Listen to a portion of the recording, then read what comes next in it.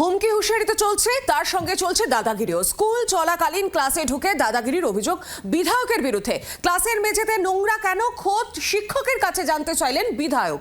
অনুমতি না নিয়ে ক্লাসে শটান ঢুকে পড়লেন, আর তারই প্রতিবাদ জানিয়েছে শিক্ষক। পড়ুয়াদের সামনেই শিক্ষকের সঙ্গে তুমুল বাগবিতণ্ডাতে জড়িয়ে পড়লেন এই বিধায়ক। এই ঘটনা বাঁকুড়ার ইন্দাস ব্লকের কুশমুড়ি হাই স্কুলের এই ঘটনা। কিন্তু একটা ফর্মালিটি ব্যাপার, ছেলেমেয়েরা কি শিখবে?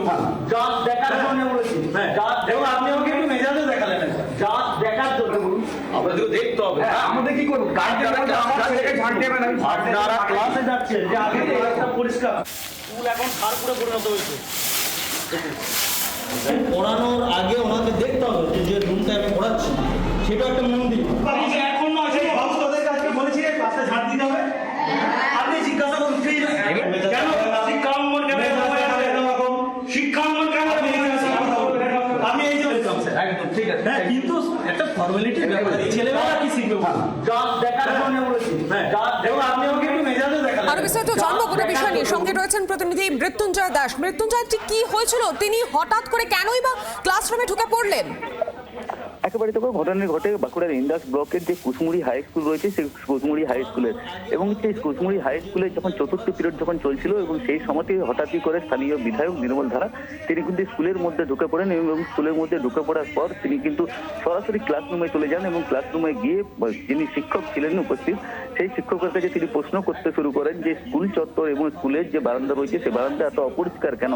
মূলত এই নিয়েই কিন্তু তিনি প্রশ্ন তুলেন, এবং প্রশ্ন তোলার পর যিনি শিক্ষক ছিলেন এবং তার সাথে তর্ক বিতর্ক শুরু হয়ে যায়, এবং পরবর্তী সময় শিক্ষক মশাই তিনি তাকে প্রশ্ন করেন ওই বিধায়ককে যে আপনি যে স্কুলের মধ্যে প্রবেশ করলেন বা স্কুলের ক্লাসরুমে যে প্রবেশ করলেন অনুমতি কেন নিলেন না, অনুমতি না নিয়ে আপনি কেন প্রবেশ করলেন। মূলত এই যে প্রশ্ন করার পরেই কিন্তু একেবারে চটে বসেন বিধায়ক সাহেব, এবং বিধায়ক সাহেব চটে বসার পরেই কিন্তু যে একেবারে তুমুল বচসার মধ্যে জড়িয়ে পড়েন এই স্কুলের শিক্ষক এবং বিধায়ক মশাই, এবং দীর্ঘক্ষণ এই যে বচসা চলার পর পরবর্তী সময় যদিও এই বিধায়ক তিনি কিন্তু ভুল বুঝেন এবং পরবর্তী সময় তিনি কিন্তু ক্ষমা চান যে অনুমতি না নিয়ে স্কুলের মধ্যে প্রবেশ করাটা তার উচিত হয়নি বলে তিনি কিন্তু পরবর্তী সময় তিনি নিজেই দাবি করেন, এবং পরবর্তী সময় যেটা লক্ষ্য করা যায় তিনি ঝাঁটা হাতে গোটা স্কুল চত্বর পরিষ্কার করতে শুরু করেন, এবং শিক্ষক মশাইও তিনি কিন্তু একেবারে ছুটে যান, এবং শিক্ষক মশাই যেটা জানাচ্ছেন যে এই বিধায়ক সাহেব তিনি কিন্তু যে কোনো সময় আসতেই পারেন, তবে স্কুলের যখন ক্লাসরুম চলছে এবং সেই সময় তিনি যখন প্রবেশ করছেন তাকে অনুমতি নেওয়ার একটা প্রয়োজন ছিল।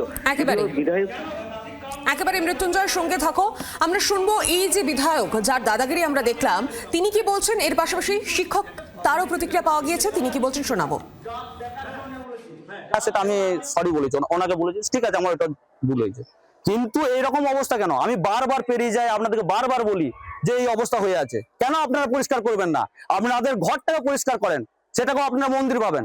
তাহলে আপনাদের যেখানে আপনাদের রুটি রোজগার হয়, যে প্রাঙ্গণে আপনাদের রুটি রোজগার হয় সেখানে এত অপরিষ্কার কেন? এটা আমার অপরাধ?